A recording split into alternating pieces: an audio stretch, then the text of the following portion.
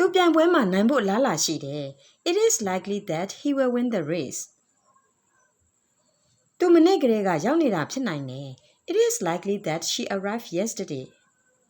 သူအိမ်မှာပဲခုထိရှိနေသေးတာဖြစ်နိုင်တယ် It is likely that she is stay at home နောက်ကျမှလာလို့ဆရာကစူးနိုင်ပွဲရှိတယ် It is likely that the teacher will scold him for coming late